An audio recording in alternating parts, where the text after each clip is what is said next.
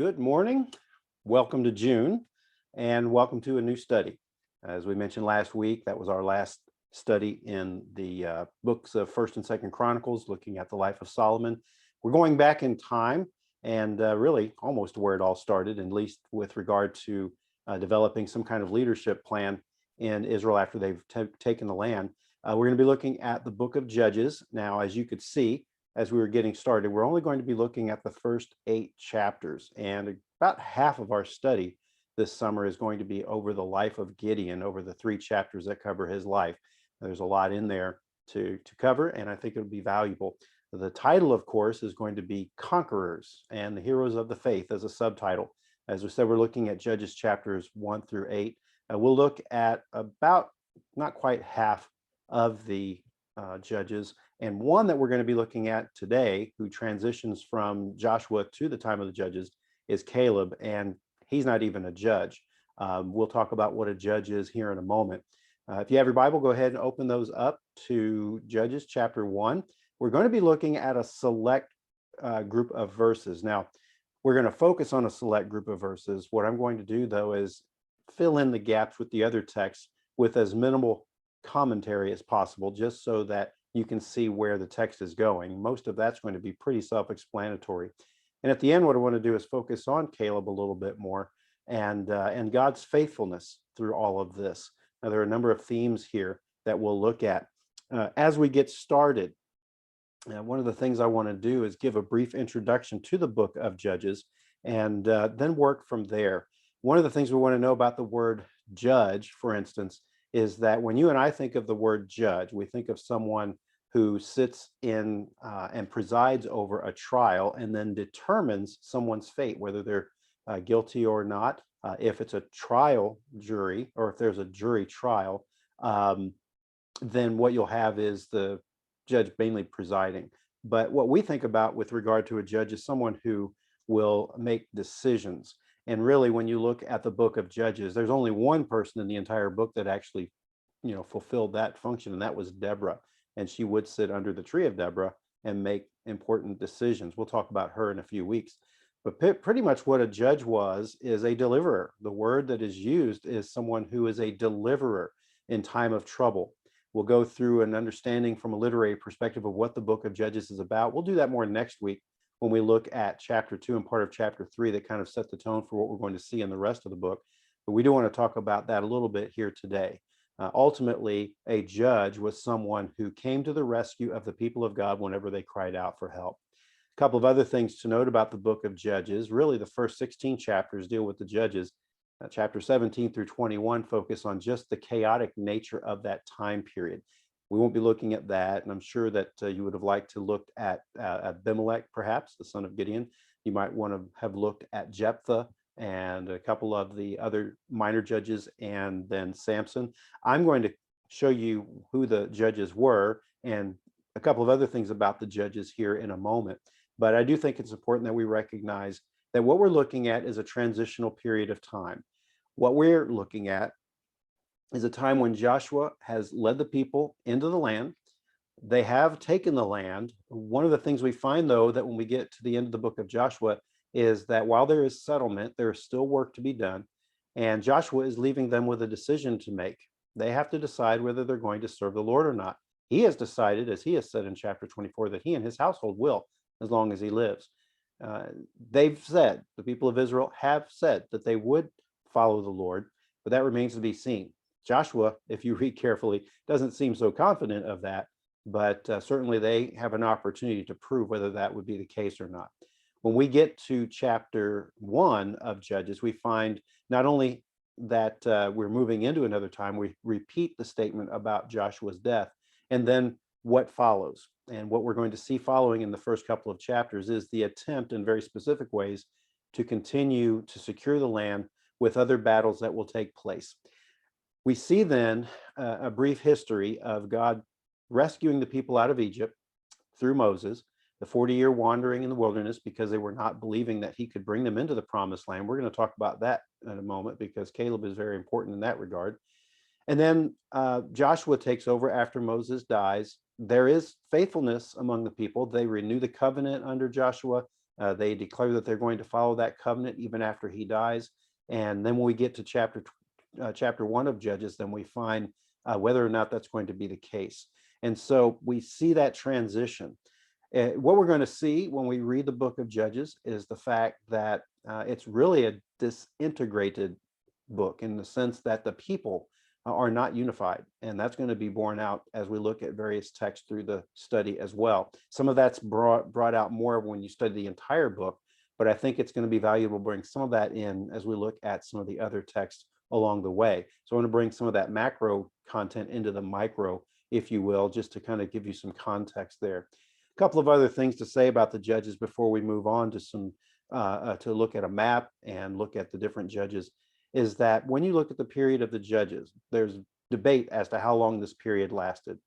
Some would suggest that it lasted about 350 years, and that pretty much is taking into account the time period that Solomon referenced when he built the temple and talked about the 480 years from the time of the coming out of the Exodus into the time of the temple being built. That's a possibility. But it's also very much a possibility that this was a much shorter period of time. One reason to think it's a longer period of time is if you read each of these judges in succession to one another, then you get the impression this was a very long time. But the fact of the matter is, two things must be considered when we look at this. One, no judge apparently ruled over the entire 12 tribes at any one time. Now, what we're going to see when we look at a couple of these judges is that they did govern certain groups, certain tribes. And Deborah, for instance, will actually call on the carpet some tribes that didn't come to help when they were fighting the oppressors. The other thing to note is that occasionally these judges may have been governing different tribes against different oppressors at the same time. Unfortunately, we won't be able to cover that in detail because Jephthah and Sampson are not on the table for us to study this unit, but those are two that definitely were working against oppressors in their respective regions. Sampson in the southwest in Judah and in that region, and then Jephthah on the east side of the Jordan.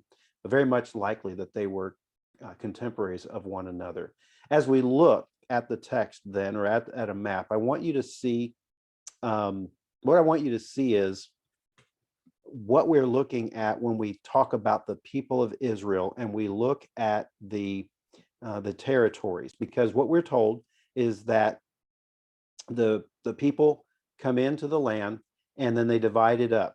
And I have to admit, while you don't see me on screen, I want to give you an overview of the text that we're going to look at first. I just noticed my PowerPoints are in a different order. And then I'll show you the map right after that. So bear with me at this point. As I said, we're going to be looking at Judges chapter 1, verses 1 to 2, 8 to 13, and verse 20 at the end. Very quickly, we're going to see the title again, Just One Needed. That is not a typo. It's not one need, but just one is needed. We're going to see in verses 1 to 2, the tribe of Judah being the first to fight to take the land. The death of Joshua is recorded for us, and then Judah is going to lead the battle. Verses 8 to 13, we're going to see the leadership of Caleb of Judah.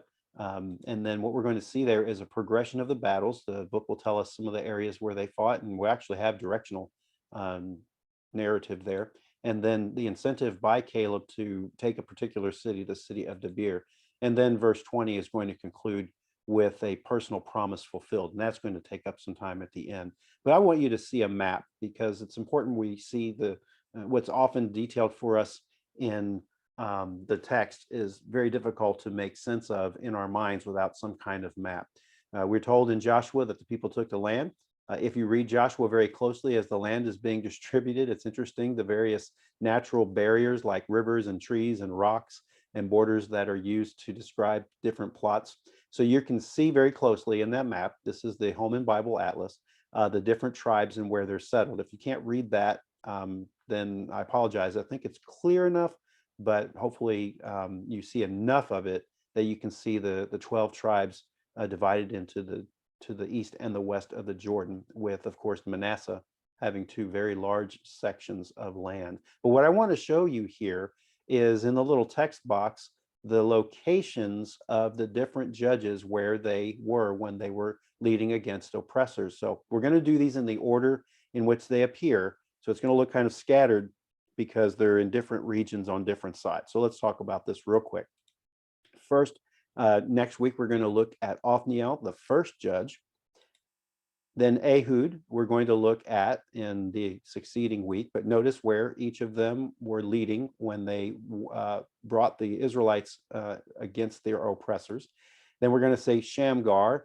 One of the things I want you to see there is that's in italics because Shamgar is considered a minor judge. There are 6 major judges and 6 minor judges. Now, the way that we designate that is simply how much space is given in the book to their lives. Shamgar has 1 verse, and we are going to take 1 week to study the life of Shamgar. Then we're going to see Deborah. Her life is covered in 2 chapters there, and you can see where she was. That's where she was from. She actually then would lead against the oppressors north of that, up in Jezreel and so forth. Then Gideon, who will be the last judge that we actually study in chapters 6 through 8. You can see the region in which he was leading. And then the rest of these I want you to see, because it's important that we at least get an overview of the different tribes and who had judges and when. Tola, then Jair, and then Jephthah. So you see Tola and Jair, 2 minor prophets. Then you have a long narrative about Jephthah. Then you have Ibzan, then Elon, and then Abdon. Again, each of these is a minor judge. There are only a couple of verses attributed or set aside for them each. And we have our last judge, Sampson, chapters 13 to 16. But I want you to have a little bit of an overview. I think sometimes it's important to recognize that each of these judges was living in a different region at a different time, and sometimes overlapping with another judge. Well, give me an opportunity to go over the text with you a little bit this morning. We're going to be looking at the text, much of chapter 1, really going up to verse 20. But as I said, we've divided up the text into 3 different sections. The tribe of Judah is going to be mentioned. Then we'll look at Caleb as a leader in the tribe, and then we'll talk about a promise fulfilled, which, if I can give it away, you can look in advance. It is a promise fulfilled to Caleb directly. Well, let's take a look at the text, verses 1 and 2. After the death of Joshua, the Israelites inquired of the Lord, "Who will be the first to fight for us against the Canaanites?" The Lord answered, "Judah is to go. I have handed the land over to him." Now, of course, Judah is a reference to a tribe, not an individual. But the point is that this is the first group that's going to go. Notice they didn't ask the Lord, "What are we doing next?" But who will go first? It's clear that the land has been given to them. Allotments have been made. There has been other battles. We know about the southern campaign, the northern campaign, and the central campaign. Central, southern, then northern, in the book of Joshua. So it's clear that there were conquests. Even the book of Joshua, though, lets us know that there wasn't an entirely successful campaign. There were still people in the land, and where they were to subjugate them to then lead them to know Yahweh, that didn't always happen. What Judges does is one of 2 things. Overlaps with some of the things that we're told about in Joshua, but then also continuing things that were mentioned in Joshua. So it appears in one reading of the text that Joshua led them through the campaigns, but it wasn't complete, that there were certain other battles that need to be made or fought, so that maybe Joshua tells us some of the bigger territories taken and the bigger battles. And then what you're going to see here in the first chapter of Judges is the fact that there are certain specific battles that would be fought in order to take and secure more areas of the land. It's clear that they are to continue, to fight for the land. The question isn't what do we do, but who goes first. They knew that this would be a battle. Notice God's word. He says, "Tell Judah to go." Now, there are 2 things going on here. One, Judah going first. Second of all, where Judah is located. The land that he's going to take is going to be, or the people of Judah, the land that the people of Judah are going to take is the land that would be their land. It was designated to them by Moses and described in the book of Joshua. But notice, not only is there the word that it would be Judah that would go, but God has already given a promise. "I have handed the land over to him." So there's a word of success in advance, but there was still the need to fight the battle. And so bear that in mind. So there's a general statement about going. Now, what I want to do is go ahead and read verses 3-7, even though we pick up again with verse 8. And I won't really comment on it, but the point I want to make here is that this does summarize some of the battle, but it also indicates that Judah was not alone in this, that the tribe of Simeon would help.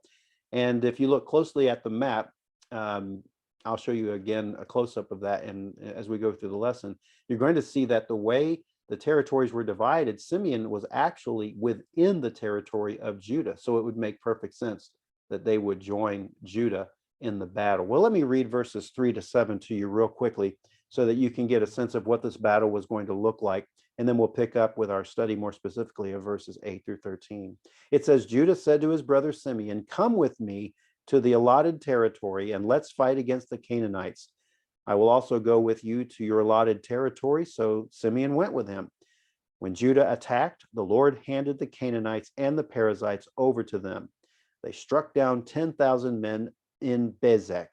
They found Adoni-Bezek in Bezek, fought against him, and struck down the Canaanites and Perizzites. When Adoni-Bezek fled, they pursued him, caught him, and cut off his thumbs and big toes. And there may be a footnote regarding exactly what took place there. Verse 7, Adoni-Bezek said, 70 kings with their thumbs and big toes cut off used to pick up scraps under my table. God has repaid me for what I have done. They brought him to Jerusalem, and he died there. So you can see some of the battle that occurs there in specific king, specific land there. And then we're going to see a general statement about what takes place in verses 8-13 as they then progress through the land as they take it. Let me read that text to you, and then we'll come back and talk about a couple of details. Furthering on then what the text says in verse 8, the men of Judah fought against Jerusalem, captured it and put it to the sword, and set the city on fire. Afterward, the men of Judah marched down to fight against the Canaanites who were living in the hill country, the Negev, and the Judean foothills. Now remember the word Shphelah or Shephelah is a word we learned last week when we were talking about the end of Solomon's life. Judah also marched against the Canaanites who were living in Hebron. We're told in a side note there that Hebron was formerly named Kiriath Arba, the city of Arba. They struck down Shishai, Ahiman, and Talmai. Those were three kings, three leaders. From there, they marched against the residents of Debir. And we're told there in a side note that Debir was formerly named Kiriath Sefer. Kiriath Sefer then was the city of Sefer. As we go, then we see in the next couple of verses some specific things about that battle at Debir. Caleb said, whoever attacks and captures Kiriath Sefer, I will give my daughter Aksah to him as a wife. So Othniel, son of Kenaz, Caleb's youngest brother, captured it, and Caleb gave his daughter Aksah to him as his wife. We'll talk about that in a moment, but let's take a look at what's going on here and some of the detail that's given to us in the text. I think it's important that we recognize some of that detail. First, Jerusalem is mentioned. This was the actual northern part of the territory that would go into Judah. Technically, Jerusalem was not necessarily Judah, but if you look at a map, it's like right on the border between Judah and Benjamin. But it was the northern part. It was kind of like a gateway. You go down through Jerusalem into those valleys, and then you make your way into the southern part of the region west of the Sea of Galilee. That would be Judah's territory. That would be the Negev, the hill country, and so forth. We'll talk about that in a moment. So I said it was a gateway. In Joshua 15:63, we're told that it was not a complete success in taking over Jerusalem. In fact, the Jebusites, Joshua said, were still in the land at the time of the book of Joshua being written. What you do see here is while the battle is taking place, there is some success, but the truth is, and that's not saying this text is false, it's just not telling us everything. The truth is that the Jebusites were going to remain in the land until David got rid of them when he made Jerusalem the capital, when he became king. So we do have a reference here to going through and taking Jerusalem, but it wasn't a full capture. It was conquered, but it wasn't totally captured because the Jebusites would still be in the land. But anyway, it makes a way for them to get through and make their way through the southern region. So they go through the hill country, so they go further south. They're in the Negev, which is the desert region south of all of that. And then the foothills are mentioned again, That's going to be west of this region. And as we said last week, this is the Shephelah or the Shphelah, the southwestern part of the territory, between the hill country and then also the coastal plains where the Mediterranean Sea would be. Then you see two cities mentioned specifically, the city of Hebron, which was in the south. We'll look at that on a map again in a moment. And then the city of Debir, further south than that. What you're seeing here is the fact that what we note is, as the text tells us about Debir, we have a little bit more detail here. First, we see Caleb being mentioned. Now, it's the first time he's mentioned in the text in the book of Judges, but clearly he's a known character. We know him from the book of Joshua. We know him from the book of Numbers. We know him from the book of Deuteronomy as well. We'll talk about him in a little bit more detail in a moment. But what we want to note here is a little bit about who he is in one respect and what he did in order to kind of promote, if you will, the need for a specific battle and taking the land. So he offers his daughter Aksa to one who would attack and capture the city. One thing, of course, is this is incentive for the battle to be waged, but also, as one commentator said, it really was a way to kind of find someone who would be a proven suitor for his daughter, someone who would definitely be a warrior. And we are told the person that does take the land is Othniel, son of Kenaz, Caleb's younger or youngest brother. Now, I didn't mention up front that I am going to be using the Christian Standard Bible for our unit. If you're using the student guide provided by the church from BaptistWay Press, the text that you're going to read in the student guide is going to be the ESV, the English Standard Version. I used that in our last unit from our reading, and it differed from time to time in the text, but I'm going to be using the Christian Standard Bible this time. The couple of issues here.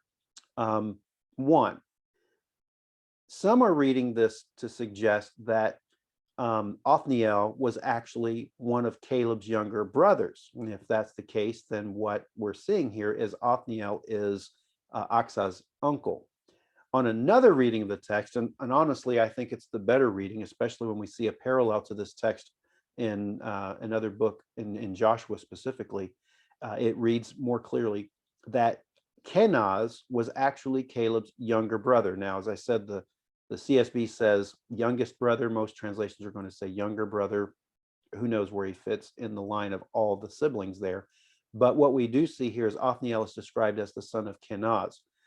That would make then Othniel and Aksa cousins, which would not have been an issue in that day. And in many parts of the world, and even in the United States, first cousins is not taboo or anything like that. It certainly would not have been taboo in that day and time. It's interesting that Othniel is kind of mentioned here in passing. He wins a battle. He becomes the husband of Aksa, Caleb's daughter. But this is an introduction to who would become the first judge, and a kind of fitting type or a typical, I will say, a prototypical, I should say, judge for what Israel's judges would look like. It might be that what you're also seeing here is the author's attempt to prepare us for a certain succession of sorts, succession of leadership. We've seen Joshua pass away. Caleb wasn't named the successor, but clearly his role in the tribe of Judah, who was the first tribe to go into battle, indicates that he's some kind of leader over this large tribe that would be then representative of the people of Israel, but certainly he was not a leader over all of Israel. And then you see Othniel, who will be a judge in the next chapter. One of the things that we'll see coming up in a moment is we know a little bit about Caleb here. We're going to also see a little bit more about him to kind of tie some things together, because if you're reading the student guide, and some of you, if you're watching this even as a teacher, there are certain things stated about Caleb in there that may not be entirely accurate. There's a nuance there that I want to talk about, and I think a good explanation for that. But we see here the taking of the city of Debir. Othniel then is presented with Aksa as his wife, and then Aksa makes a request of her father, and we're going to read that text. It's not part of our study, but I think it's important to keep the text unified there so we can see the transitions. But in verses 14 to 19, We're going to see a request made by Aksa of her father. We're going to see a reference to Moses' father-in-law's descendants and what role they would play in kind of helping out with the battle and kind of concluding that narrative from the book of Exodus, and then further battles in the southwestern region. So let me read verses 14 to 17 with you, or I should say 14 or 19. It says, when she arrived, she persuaded Othniel to ask her father for a field. As she got off her donkey, Caleb asked her, "What do you want?" She answered him, "Give me a blessing. Since you have given me land in the Negev, give me springs also." So Caleb gave her both the upper and lower springs, and that would be in the region not far from that city, the city of Debir. The descendants of the Kenite, Moses' father-in-law, had gone up with the men of Judah from the city of palms. The city of palms would be the city of Jericho, which was in the Negev of Arad, which would be right there north, just northwest of the Dead Sea. And it says they went to live among the people. Judah went with his brother Simeon, struck the Canaanites who were living in Zephath, and completely destroyed the town. So they named the town Hormah. Judah captured Gaza and its territory, Ashkelon and its territory, Ekron and its territory. And I did not show you those cities specifically. We'll see those in a moment. The Lord was with Judah and enabled them to take possession of the hill country, but they could not drive out. They could not drive out the people who were living in the plain because those people had iron chariots. Well, let me make a couple of quick statements here that aren't really commentary, just kind of tie it together. Again, we see the conclusion of a narrative, if you will, with Jethro, the Kenite, Moses' father-in-law, and his descendants come and are able to join in with the people. We do see a quick reference to an interesting note that in part of the battle, they were not successful because the people they were battling had chariots, which meant they were a much stronger army. Now, God had been fighting for them, but this is God holding back for the time being. But we have this last statement here that kind of demonstrates the fulfillment of a promise. Remember in verse 1, it said, in verse 2, it said that God had called Judah to go first, for he had already given them the land. One of the things we see here then in verse 19 is very clear. The Lord helped them take the hill country, and God fulfilled what he said he would do. It said that he enabled them to take possession of the hill country. So there was fulfillment there. There's a fulfillment then specifically of Judah, but that's still general because we're going to see a more specific fulfillment here in a moment. Then we have verse 20. Verse 20 then is a final word. It's not the final word of the chapter, but is the final word of this pericope. It says, Judah gave Hebron to Caleb, just as Moses had promised. Then Caleb drove out the 3 sons of Anak who lived there.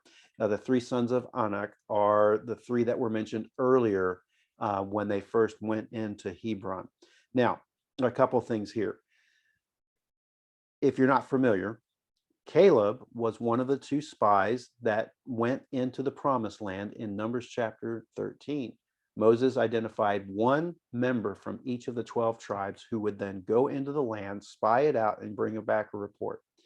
Caleb, along with Joshua, were 2 that said, yes, it's a wonderful land, and yes, there will be challenges, but God can bring us through this. If you look back at Numbers chapter 13, verse 6, and also verse 30, Caleb, one of those spies, offered up great confidence that God would help them take the land. Well, as history reveals to us, of course, it is the other 10 spies that basically influenced everyone else not to try and take the land. They were scared. They said we were like grasshoppers in their eyes. There's no way we can do this.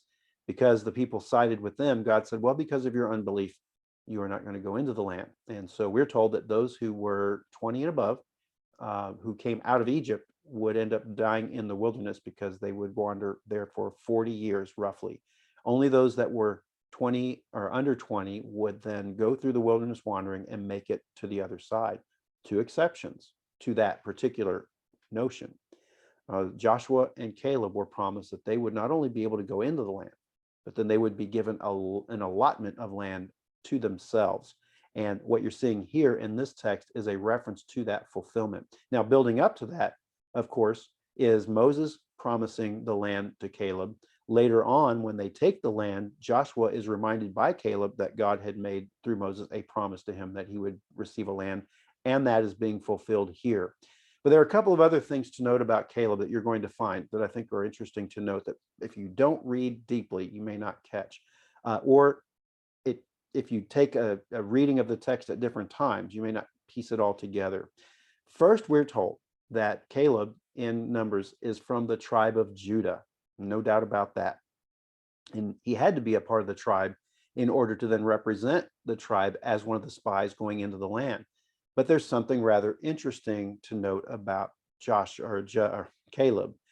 Caleb was the son of Jephunneh, the Kenizzite.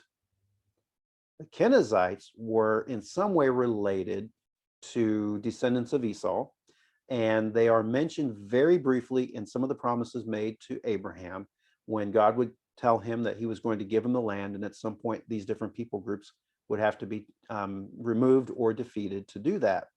And what we're seeing here then is one of those groups are the Kennezites. And remember that one of Caleb's son or brothers was named Kenaz, which is a variant of this. So it shows a family heritage. Now, when you read that he was the son of Jephunneh the Kenizzite, the question arises, when did this happen? In other words, is Caleb really an Israelite? And what you're going to see in the material that you're reading, if you're reading either the teacher's guide or the student guide, is that he's called a Gentile here. I'm going to nuance that a little bit, because I think he had to have been an Israelite by descent, at least through his mother. Otherwise, he would not have been able to represent Judah. There are a couple of possibilities here. One is that when all of the tribes, or when Jacob and his sons go to Egypt because of the famine, and of course they multiply, it's possible that there were many other people groups that went down to Egypt where there were storehouses of food. And along the way, there was some intermarrying between the Israelites and some of the Gentiles. It could be that one of the groups of Kennezites that went into Egypt did so not long before the actual Exodus, and that it was then Caleb's mother, a Hebrew or an Israelite, marrying the Kenizzite Jephunneh, and then raising him in Egypt, and that they partake in the Exodus along with Moses. It's important to recognize that Caleb was 40 years old when he was a spy. One of the things that's going to take place after they take the conquest and Joshua leads them into the promised land is that Caleb reminds Joshua of the promise, and he says, look, I was 40 years old when I went, and now I'm 85. Give me my land. I can still fight. I'm still strong. And he demonstrated that in this first chapter. But it could be that his parents met in Egypt, married. That makes him of the tribe of Judah and also a Kenizzite. One other possibility some have suggested is that his family was adopted into the tribe of Judah at some point, maybe during that wilderness wandering. Well, not during the wilderness wandering because he was already chosen, but at some point. The problem I have with that, of course, he's already an adult. And I think what we see here is the marrying in of someone outside the people group, being welcomed, however, as part of the people of Judah, as we're going to see throughout the Old Testament. We saw that at one point in the book of Joshua, where Rahab was, married into the family of God, if you will. Remember her; she was the mother of Boaz, who then married Ruth, that became the great grandparents of King David. Well, it does show you that there is a welcoming nature of God, of people groups. His desire when he called Abraham was that his descendants would be messengers of redemption to spread the love of God to other people groups.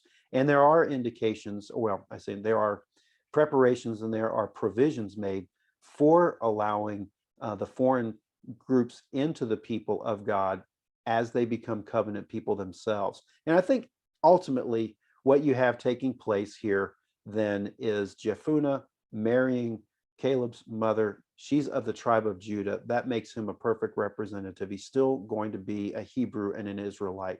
So I wouldn't call him a true full Gentile in that respect. Now, you may think that's trivial, and I understand, but the fact of the matter is he's of the tribe of Judah, but he's also a Kenizzite. It also adds a little bit of nuance to this text, though. And that is this.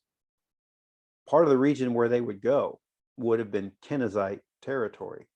And what Caleb demonstrates is that while he may have Kenizzite heritage, his true family is in the family of God through the tribe of Judah and his mother, the covenant people of God.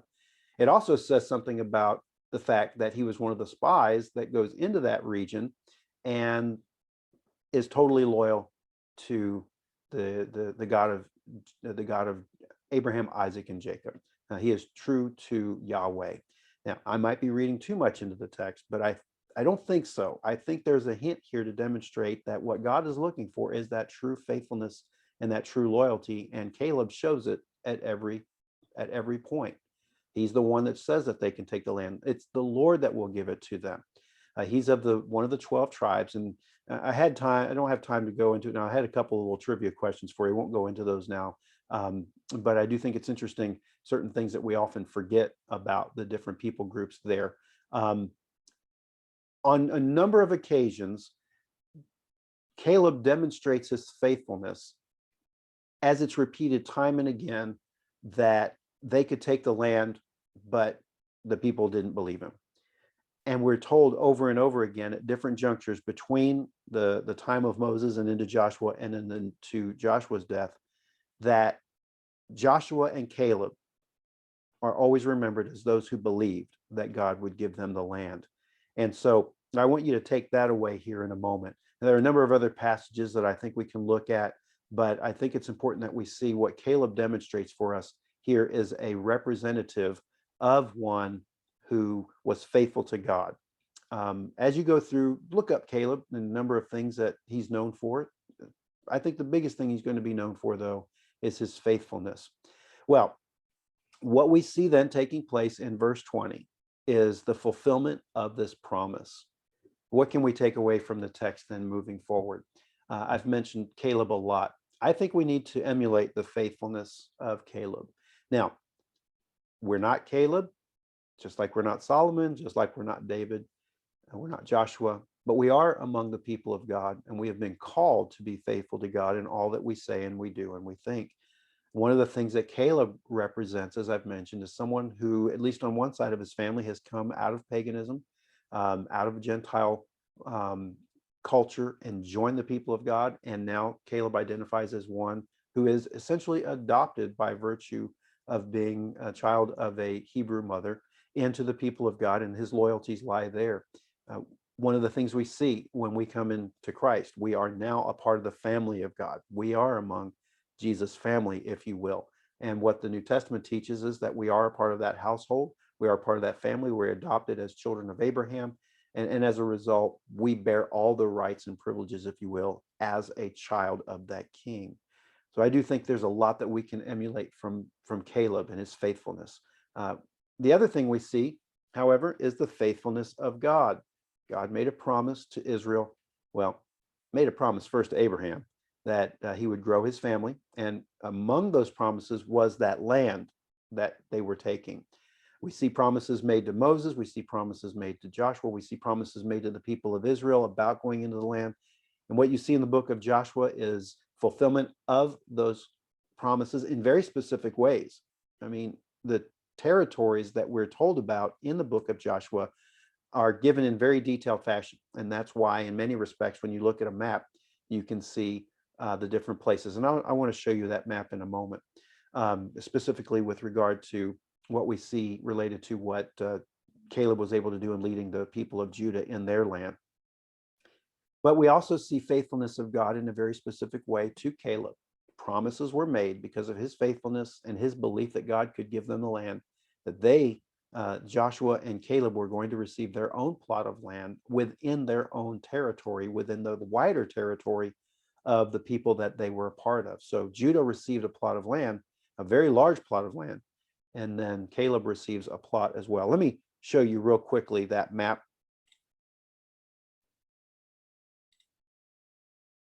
And then we'll take a look.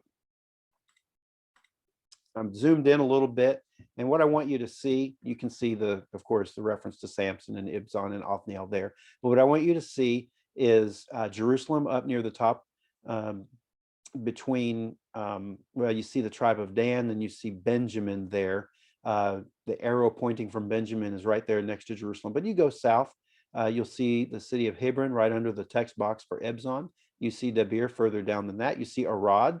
But going westward, you see then the cities of Gaza, Ashkelon, Ashdod on the coast. And then you also see Gath and Ekron a little bit further eastward. You see Timnah mentioned there. But this is all the region there that they were taking that is described in the text. You see Debir, and then you see Hebron. And I want to mention Hebron in a moment. But then you see Simeon, the tribe of Simeon, kind of within the tribe of Judah, or the territory of Judah. One of the things I want you to see with regard to Hebron, looking further, because there are little statements made that maybe don't mean a whole lot until later. You'll recall that while David was born in the city of Bethlehem, of the tribe of Judah, he would make Hebron the first capital, or Hebron would be the first capital of the Israelites, of the nation of Israel. And of course, later he would move it to Jerusalem. He'd move it several miles north to Jerusalem. But what we're seeing here is the faithfulness of God among his people, so that as he's promised, so he fulfills. He's made that promise in fulfilling it to the people in general. He's showing how he's fulfilled that promise to the people of Judah in giving the land. He's showing the fulfillment of that promise in a very specific way to Caleb, as was mentioned many, many years ago. Upwards of 40 years prior, God had made a promise to Caleb that he would have a land of his own within the tribe. And here we are seeing it some 45 years later, because it took a few years to conquer the land under Joshua. There's actual fulfillment here. And so we see that taking place. Now, real quickly, before we conclude, I want to make a couple of comments about what we're going to see moving forward in the text. Here we're seeing a positive.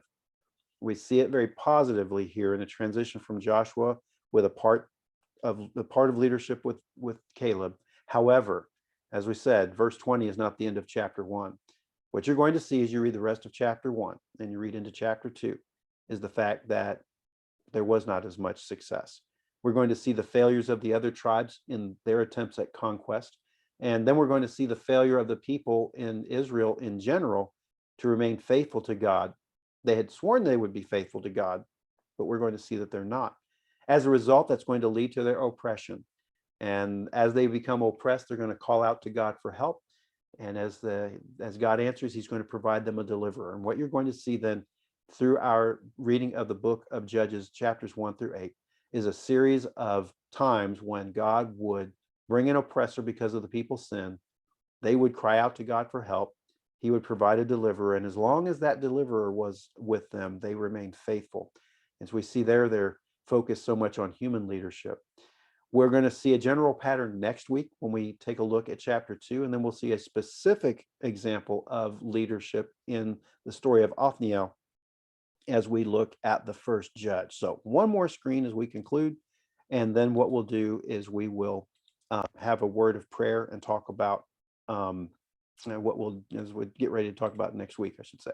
Next week's lesson is going to be conquering and conquered patterns. Judges chapter 2, verses 11 to 20, and we're going to be looking at chapter 3, verses 5 through 11. That, as I said, is going to be a reference to the leadership of Othniel. I don't want to say reign and rule of Othniel. He wasn't a king. He was a leader at that point. So we're going to take a look at that lesson next week. So we'll get an overview of the pattern that we're going to see, and then we're going to see a specific example of a judge in action. Well, let's have a word of prayer as we conclude there. And I hope that you'll be looking forward to this study. I know that looking at the book of Judges, we could cover a lot more than just the first 8 chapters. We're looking at 13 weeks over these 8 chapters. We're going to spend a lot of time, as I said, on Gideon. There's much that we can learn there. But I do want to leave you with this as we move forward. We're going to see, obviously, the flaws of the people. But we're also going to see what God is doing when he calls certain leaders to guide his people. And many of them are good. Some of them have flaws, and we're going to see some of that as well. So along the way, we're going to learn about how God has called leaders and what his expectations are. And we'll see what God is trying to do in the big scheme of what he's trying to accomplish among his people in Israel, step by step. Well, I hope that you have a good week. Look forward to worshiping with you. And as always, I pray that you will be well and you will be blessed.